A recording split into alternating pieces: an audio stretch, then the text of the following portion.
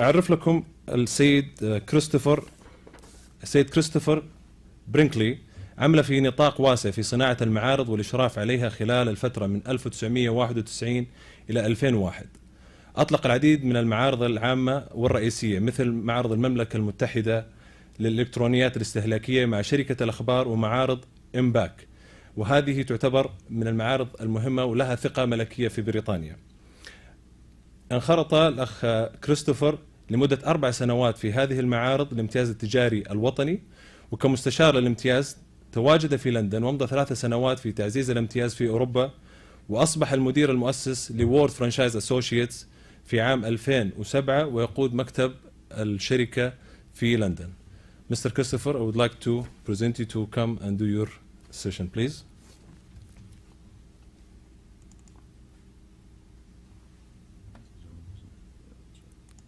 There you go.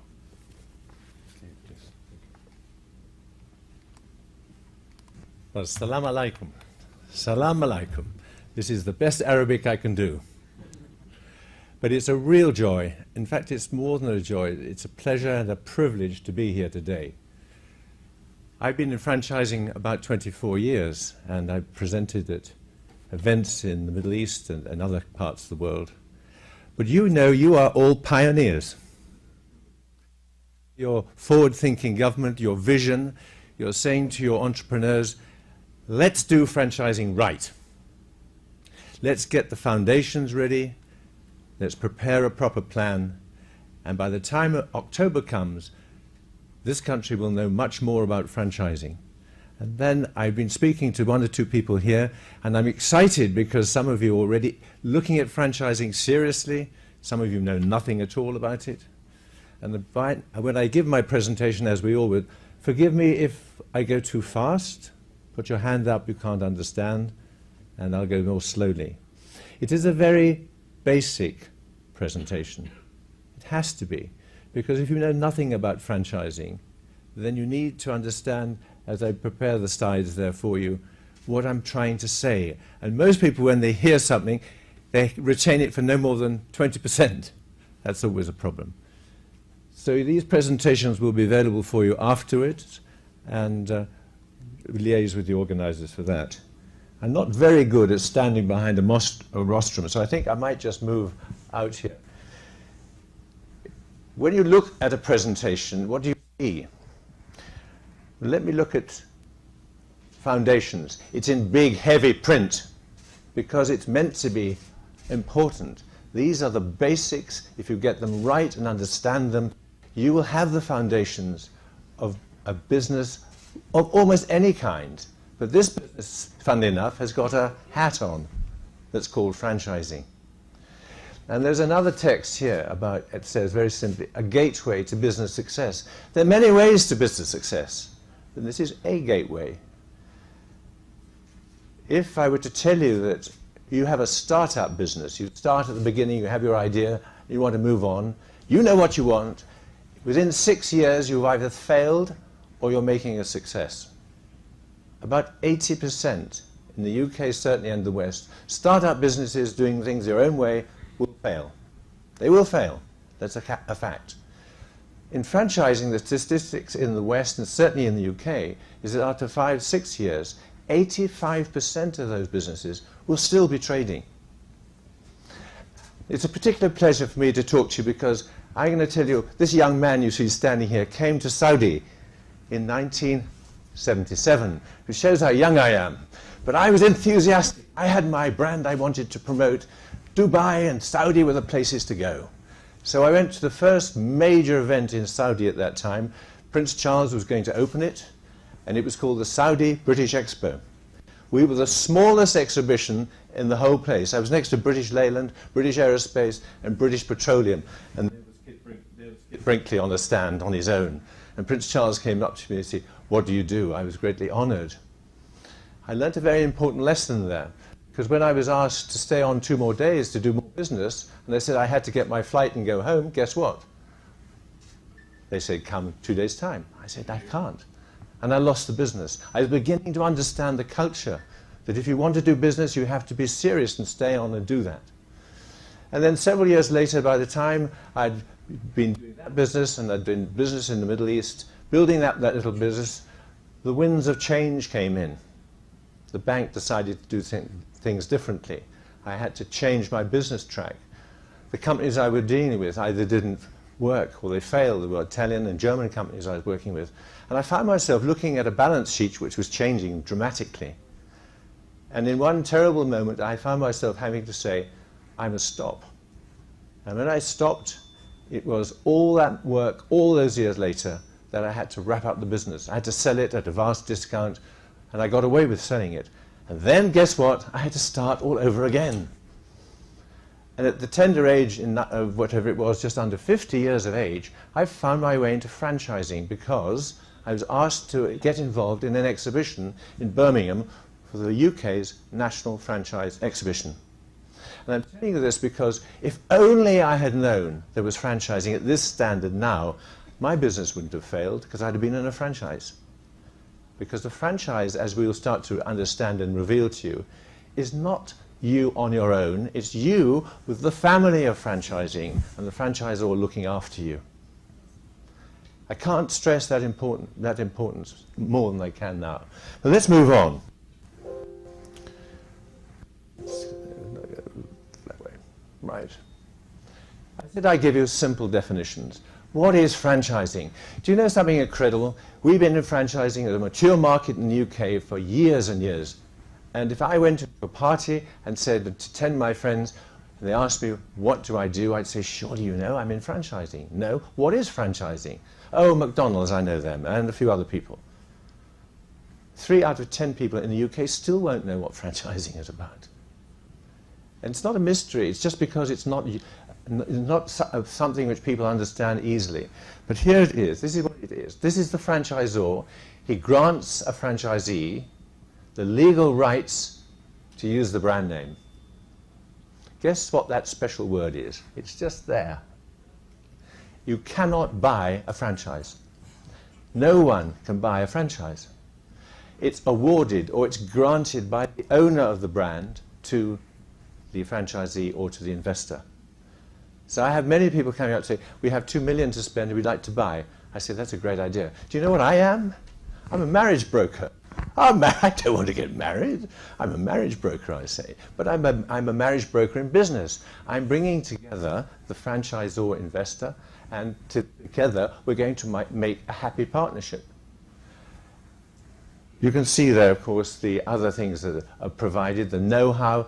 The franchisor's done all his work, all the know-how, all the information about the brand is ready to be sold and moved on to the franchisee. This I've chosen as a strawberry. It could have been a pair of gloves, but actually it's a strawberry. The reason is that if you put the strawberry together, it becomes a perfect strawberry.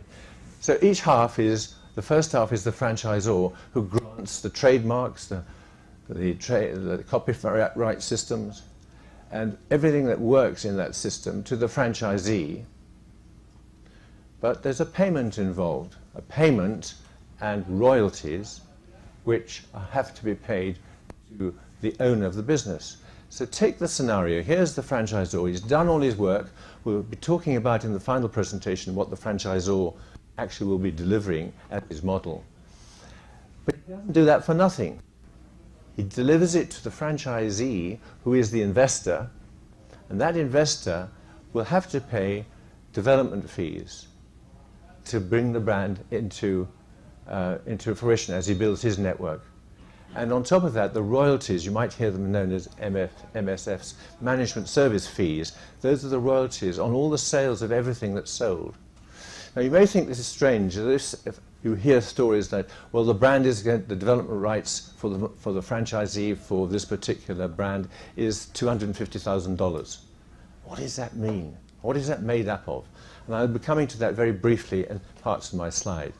But the royalties, even though that's $250,000, the royalties may be 5% on all the sales of coffees, teas, pizzas that have been drunk. And it's this royalty that the franchisor eventually is going to make him a lot of money.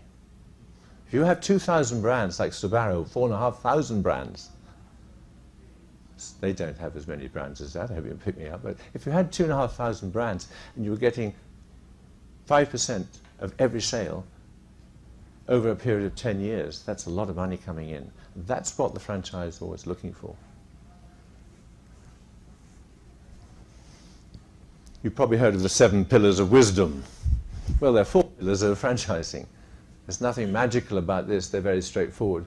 But the first one is the brand name. You spend a lot of money in making that brand name. Everyone recognizes Marks and Spencer's. He's got a trademark, hugely important. The trademark is properly accredited and taken care of. And he's also got products and services. That products and services in franchising, products and services can be F&B, hospitality, food and beverage, hospitality. It can be fashion, retail, services. How many brands do you think there are in the United States? I mean, 5,000, 5,000, 10,000? There are 10,000 brands in the US. In Europe alone, there are 7,000. So if you imagine how many people are involved in franchising, how important it is as part of the GDP there. In the UK and Western Europe, services are the main franchises. F&B is expensive to put in and expensive to raise capital for. And of course, they've got the other pillar, which is the whole business system, how it works. Do you know how detailed this business system is going to be as a franchisee and you've got the license? You will be told exactly how to open the office in the morning. You'll have a camera in your place and it'll be watched. All the information that you actually sell in terms of goods and services is all fed back to the mothership, I'll call it, which is the franchisor. Huge amount of detail in that business system. And if you're in a business already and it's not a franchise, you'll be amazed how much information has to be organized within a franchise to make your business something you might like to follow, because it has to be a business. And I like to, if you think, a catchword for you, is if I had a box here. This is my franchise box. I'm ready to take my franchise box to you over there in another country, and you'll be able to operate and run that franchise box. With one major difference. I wonder if anyone of you might know what it is. It might be the language, yes, but one difference with about 20% of that business box, which has to be looked at so carefully, is culture. Culture differences are really important. McDonald's is finding this all over the world in different countries, and all the franchise brands we deal with have that same issue. Get the culture right and understand it.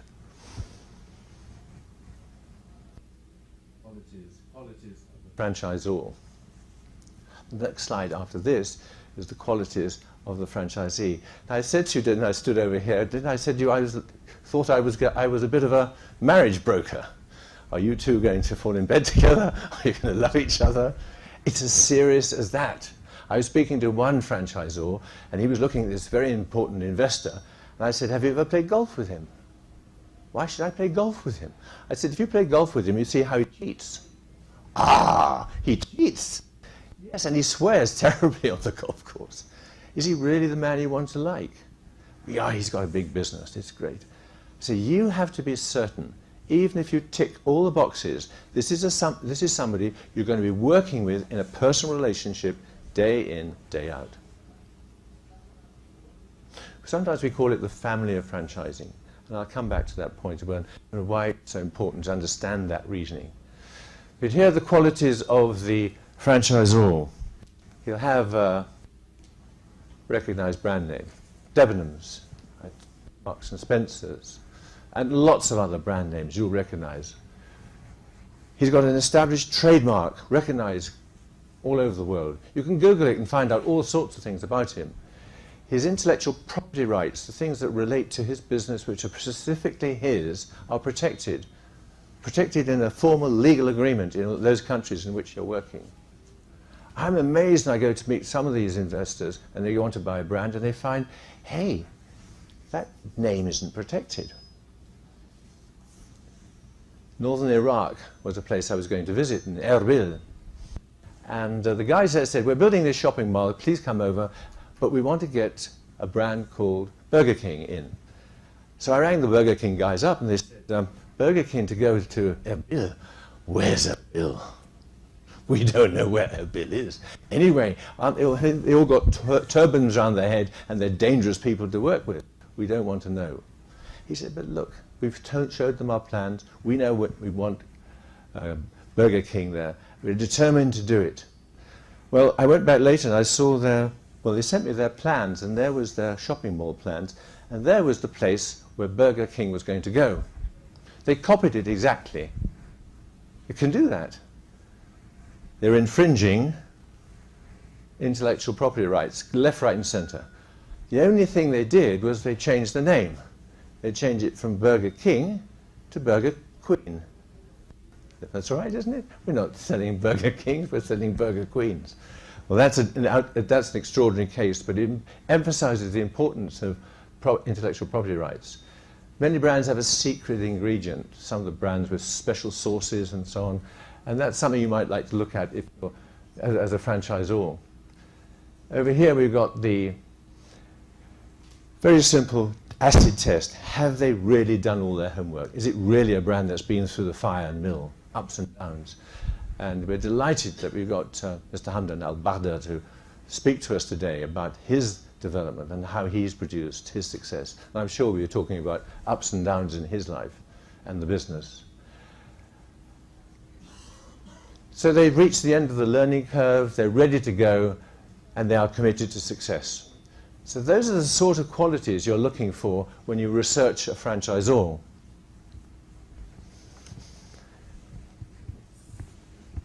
This is a glossy magazine we produce. Once a year we have 6 back copies available online. It's called the World Franchise Review. We value our clients hugely, and our investors likewise. And when an investor wants to look at a brand, it's one thing looking at it on a website, so one thing holding in your hand the details, for example, of some of these brands. There are 175 pages here of F&B brands, of brands for children, fashion, and it makes really good reading, and this is the one which is the latest one being produced. If you'd like to look at this, I have a few copies here. I ask you, if you really want one to take away, just check with me first, because we have to pass them on to some other people who want them. So those are the qualities of a franchisor. Let's look at the next one. Qualities, of course, of the franchisee. This is the investor who wants to take on the brand. Now, as I go through them, there is one important message in here which is not on the sheet, but which is absolutely the most important one. I deliberately haven't put it on to make you remember it. So as we go through it, just say, what is Christopher talking about? There's something missing on here. I bet I'll be the first to find out what it is. It's very simple. It's hugely important. Without it, no one wants to do business with you ever. It's not honesty either, just the heart. So the first thing is you need to have somebody who's willing to work hard. And I think that's absolutely very obvious. Getting up in the morning and getting there by 8 o'clock, if that's the time. Making sure that everybody in the organization is prepared to work hard. These are the qualities that the franchisor is looking for. So this is the franchisees, the qualities expected of you. Oops, sorry about this one. Go back. You need to know the local market. One of the things that happens when you take a brand to another country, you want the franchisee who really knows the countryside. He really knows the people. He'll be building his network with similar franchisees like himself, so they need to know all the ins and outs, what people like to eat, where locations are best locations. You can see site selections, one of the points up there too. Needs to have some sort of managerial. You can teach management skills and so on, but so much easier if someone's there who's had a business, knows what a cash flow is all about. He needs financial resources, and I'll be talking about financial resources in a moment, but he's got to have sufficient funds in order for him to acquire the brand. And you may say, well, surely he needs all the money before you start. Well, life isn't like that. There are a lot of banks and institutions that will lend money. The government here is going to provide sufficient funds to help entrepreneurs to develop. I don't think funding is going to be a specific problem for you, But it's worth you knowing that our UK, we have 4 clearing banks that have franchise divisions, international franchise divisions. We deal with HSB International, and they have big divisions. They give away $453 million a year to help companies build their businesses. The availability or the business structure has got to be, of course, one of the skills that you have access, you understand what your business skills are, and you have availability to all the usual things like internet, and you're aware of how to work within a business. And you must be prepared, oops, sorry, I'm not very good at this, I'll come back to it, apologies for that. Ability to comply to the franchisor's standards. I love entrepreneurs. I love entrepreneurs. This whole world is full of entrepreneurs. Look at what Virgin has done. Entrepreneurs, Branson says, just do it. He's a fantastic example for all of us.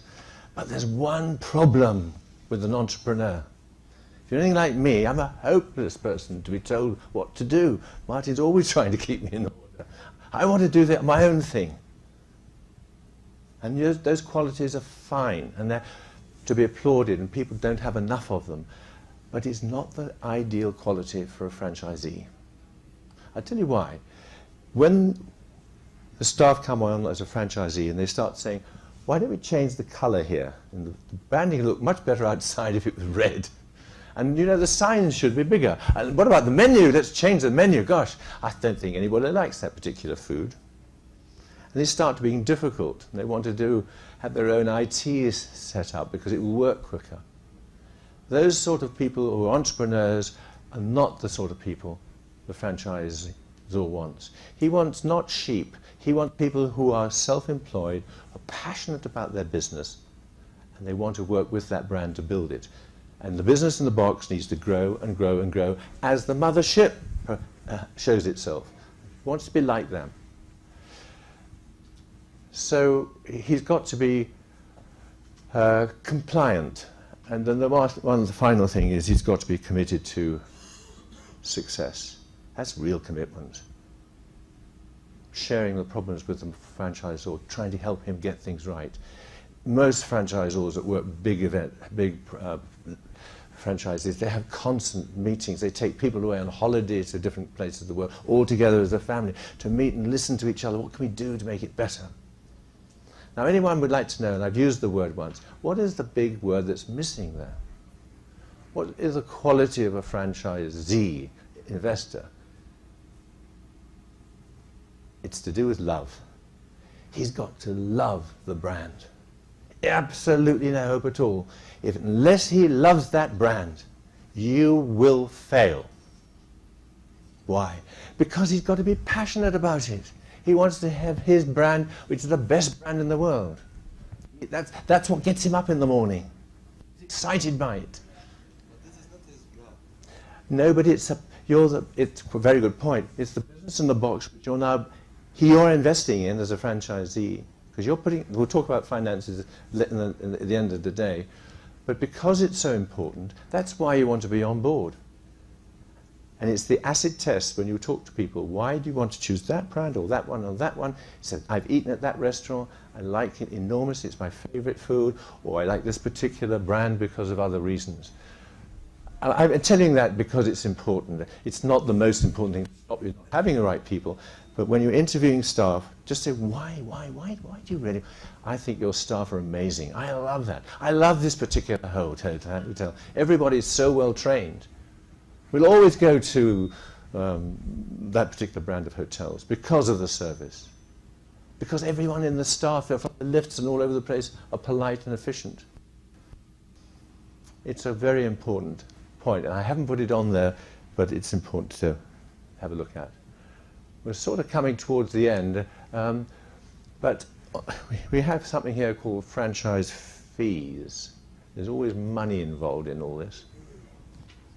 Let me talk to you about franchise fees. There are the license fees. I talked about a figure, say, it's 250,000 to take this brand from Saudi Arabia into Kuwait. How do you get that figure? Ding dong. 250,000. Would you like to pay that? No. It's a figure which is very important through consultants like ourselves as a development fee to work out what the license fees are.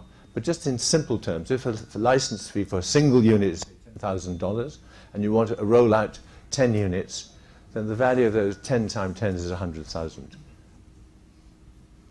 And on top of that, of course, all the license fees, all the fees for development and costs and capital and so on. In detail of that, of course, we don't want to go into it too much detail, but there is the license fee. There's a package, a franchise package cost, which is fixed within that license fee. And you'll be looking at that next slide.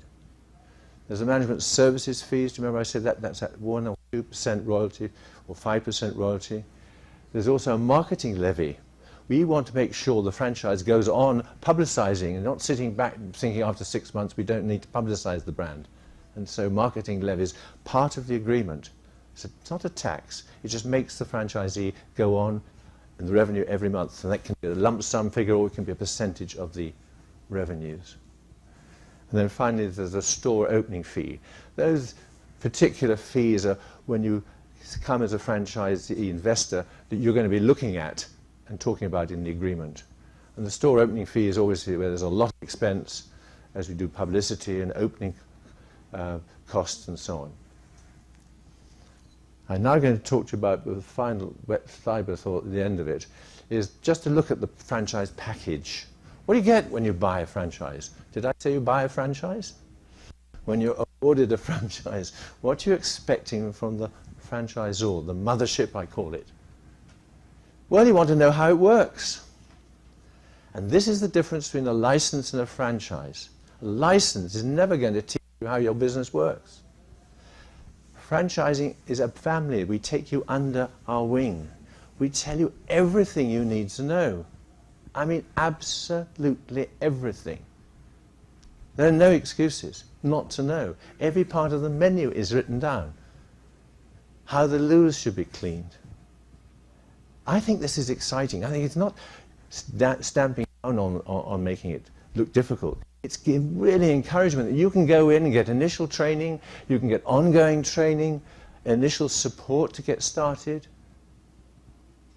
The whole of the transfer of the system is passed through to you so you know how all the technology works. All the administrative side of it, hiring and firing staff, salary rates, bonuses. You get a marketing package, all your Twitter arrangements, LinkedIn, however it's worked. All the promotions. You don't worry about the sign's the right shape, or you're going to have a little man who is going to be one of your logos later on. It's all being done by head office, every single part of it.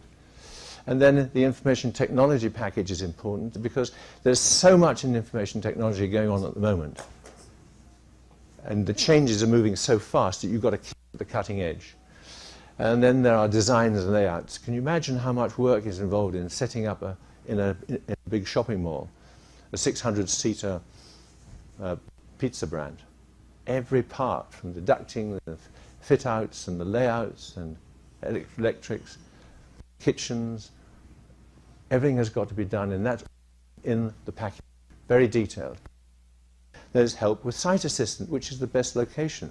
Why are you putting it on that place? That's going to be bulldozer down. Oh, I didn't realize that.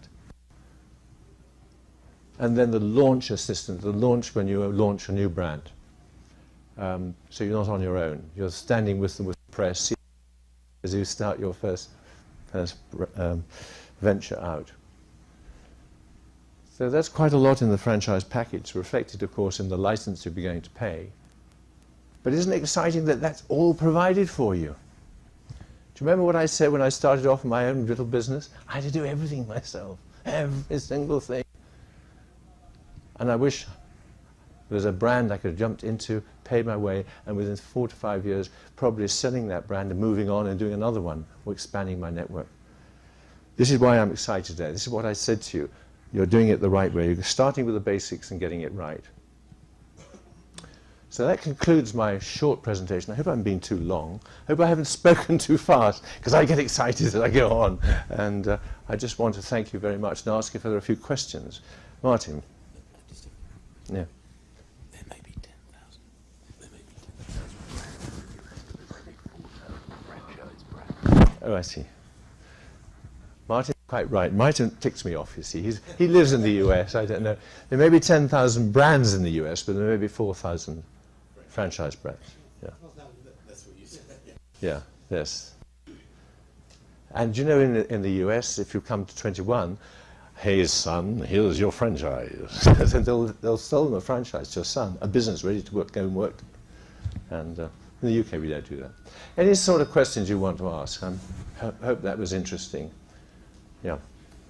Have we got a microphone? We'll take that round. Martin, perhaps you'd like to help answer some of the questions too. Just give your name so we know who you are. I know your name, but until others may not. His name is well known. Owner, yes. Thank you very much, Christopher, for this. Can you put it closer to your... For this. Is it on? Is it on? No. Okay. That's it. Now you will hear. All right. Thank you very much for this informative presentation and the foundation for franchising.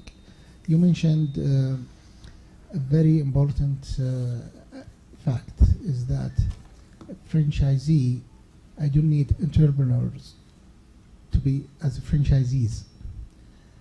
If we are looking for now a target, the Kingdom Vision target, which is contribution of SMEs to the GDP to be moved from currently 20% to 35%. For this, we need to, as I mentioned this morning, we need to around 700,000 new SMEs. We cannot get 700,000 entrepreneurs, and this makes a franchising is a game changer for this journey. So we need to expand by franchising to increase the number of the SMEs to achieve this goal. Thank you very much for clearing that. Yes.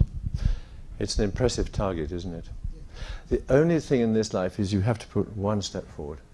You've got 1,000 paces and get on with it. And as we develop this, I think I don't know how many we will get within the next 5 years, but we got a 2-year contract to help you. Yeah. Okay. Does anyone else like just a short question before we move on? Yeah.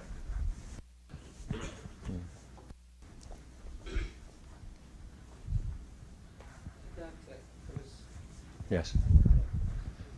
Thanks for this good presentation.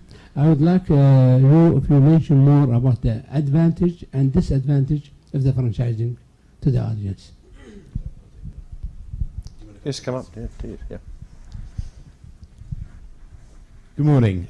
My name is Martin Hancock. I'm a partner, the Chicago-based, US-based partner of World Franchise Associates, and that's a great question. The advantages and disadvantages to taking a franchise system versus starting your own business. That's what you're asking me, right? Yeah. So you have to remember that as a franchisee, you're benefiting from somebody who spent millions of dollars developing a brand. But you have to also remember it's still your own business.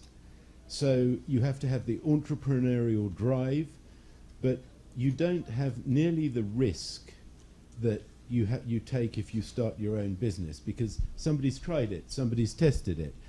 There's proof of concept in place, and you can look at it. If you're buying a franchise in your own country that started in your own country, you can taste it, you can feel it, you can touch it. You know that as long as you work hard and follow the system, it'll work. And as Kit pointed out, the best franchisee isn't necessarily the genius entrepreneur. It's a fella that can follow a system.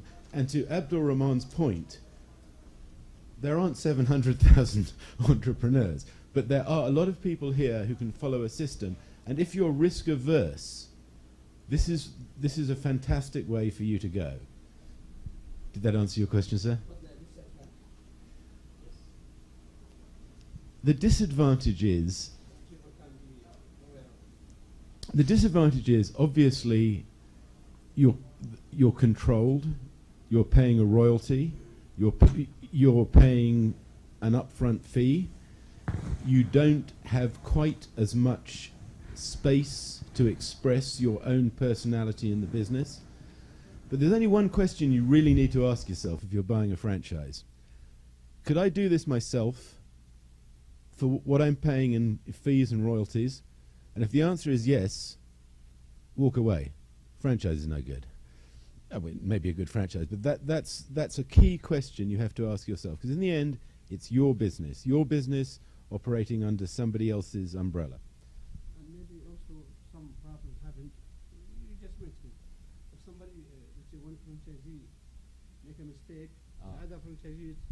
Great point. So you're dependent on a network of franchisees all upholding brand equity. So if the person in the next territory to you isn't doing well, particularly now when everything that's happening is known like this, right? Brand loyalty is very difficult to acquire and really easy to lose in one bad review, a few bad tweets. Great point. Thank you very much. Yes. Well, thank you for the presentation, gentlemen, and very glad to have a guest from UK and a guest from Chicago. My name is Abdullah Al-Kubresh. I am representing Franway today, and I have a question. We as a consultant or a franchisor sometimes, we don't like to say the truth. In other words, always I have seen brochures, presentations saying the success rate of a franchising is 95%, all right? While in the United States, the SBA, the Small Business Administration, stated that the success fees or the success fees of a franchising model is about 70%, is not 95%, all right? What Kit just mentioned now, after 6 years in UK, they found, I think, 80% of, or 85 of the franchise is still surviving and running, while in the United States, I have seen one of the statistics said after 12 years, they found 75 of the franchise model disappeared and went out of business. So I'm just wondering why we don't tell the people the truth, why we keep saying 95% is the successful rate of franchising model. I wouldn't use 95%. I would use 70% over 5 years. I like what you just mentioned, because even منشآت in Saudi Arabia, they just keep mentioning 95% is the successful rate of franchising model. When I debated with them, they said just go back to UK, I think Franchising Association, you will find 90. We have to say the right statistic, because this is misleading data sometimes. And instead of enhancing or increasing the contribution of SMEs from 22% to 35%, we may, actually lead them to a much bigger problem in the future. So Martin, if you allow me, I can comment on this and then you can continue. Okay. So today our project with SME and منشآت, it's going toward realizing and studying what we do have today in Saudi Arabia, from the basics. What is the benchmark? What is the markets going outside, which we related to UK, to US, Singapore, it will come, Australia. The idea here that we need to see what's there, what we do have here, and we are doing market research within Saudi Arabia. From those foundation of information we're going to collect, at the end of the project we'll be having a full package that gives you statistics about where we are today, what is the solution, the initiatives, or the strategic solution we're going to head to reach a growth on GDP, a growth of number of companies, and employment. So the basic, as at the beginning, what we have said, it's a market that it is not clear with the specification and statistics. أمجد شكرا لك. أنا ما أتكلم السعودية. Okay, I don't want to debate and consume others' time يعني بس This is a healthy discussion, because who is here today is willing to يعني understand بالسعودية this. اليوم احنا statistic ما في يعني اليوم احنا we lacking data في السعودية. franchise model is still an emerging trend لسه في السعودية, فما you cannot يعني is not mature market عشان نحصل الداتا. لكن أنا أقول إذا احنا حنستخدم others data and we said is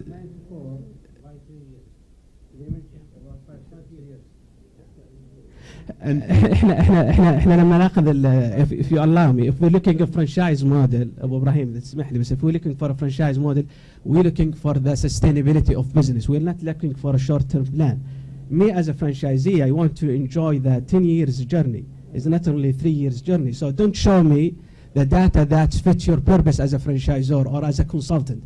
I'm a consultant, by the way, so I do some consultancy for the guys. So I need to say the truth for them. So we have to show. This is what I'm saying, ماجد. اليوم أعتقد عليك أمجد وعلى منشآت وعلينا كلنا حنا إنه never ever use the 95%. I wish يعني. I wish this is a humble request to everybody. Never ever use in your presentation, your speech, and your I would say profile, website. Don't use 95%. Whether you are a consultant, whether you are an agency, whether you are a franchisor, because it's misleading. Some. No, actually, IFA, Ibrahim, by the way, IFA, I think, and correct me if I'm wrong, the IFA in 2009 or 2012, he issued a letters to all of the franchisors, said, please don't use the 95% because it's a myth, and he used a myth as a word. Okay, so first of all, Amjad brought up a very good point. Thank you, sir. We're delighted to be working with Munchaat. We're never going to use 95%. I sit on the International Committee Board of the IFA, great organization, and some of the principles which they apply we will adopt here. It's a model that we like and that I believe Munchaat likes. So part of what we need to do, and part of what is lacking here, is disclosure between franchisor and franchisee. And we're working with Munchaat on that, and we will come up with something that satisfies all parties and paints a clear picture. أمجد أخوك I will speak in Arabic and then I will بالعكس أمجد شكرا لك كمنشآت. نعم 95% مقارنة مع الأعمال الصغيرة الأخرى. احنا نتكلم عن مستوى النجاح وليس في العدد. فلما نقارن الفرنشايز خصوصا الأجنبي، أنا ما أتكلم عن العربي، نعم هو 95 إلى الأعمال الصغيرة. فبالتالي يعني مارتن، هذا كلام مارتن، يعني this is your opinion Martin when he said 70% and he doesn't mean هذا this is debatable. Martin, you know, really my name is Mohammed Dulaim, actually I came from Eastern Province, and really we have these issues for a long time that we talk about franchising, and what I believe is franchising is a chemistry. Yes. So we have to feel it. And this is a healthy meeting that we discuss and talk, and then until we reach to the formula that you did it in US long time ago. I think what we need in Saudi Arabia, we need an example, a good example like a McDonald's and USA, then we can follow. Until now we don't have a good example for franchising in Saudi Arabia, but really the environment is ready for the franchising systems, and all people now, they are committed to have a very good businesses that have franchising standards. Yes, and part of what we're doing, again as Amjad mentioned, is international best practices are a big part of this program, and we're bringing those in. We'll be looking at best practices in countries that have done what we're trying to do here right now, what we are doing here right now. Countries that have got a government-supported franchise operation, and yeah. So we need your help, guys. That's what. Because what we look for U.S. franchise is a good example. You know, now like UK, they start their own, franchising environment. So what we need our own, but we need to depend on what you have, guys, from your experience. I think you have very good experience in franchising. To start where they ended. Yes. Yeah. Exactly. So I know this is a healthy discussion, okay, and we are happy to have it, and this will be in the benefit of all. At the same time, we're trying to manage the time so we can be there. And so what will happen at the end of the complete sessions, we might have another session that we can have interactive discussion in the benefit of the whole audience available here. So I would like to thank Christopher, I would like to thank Martin for this.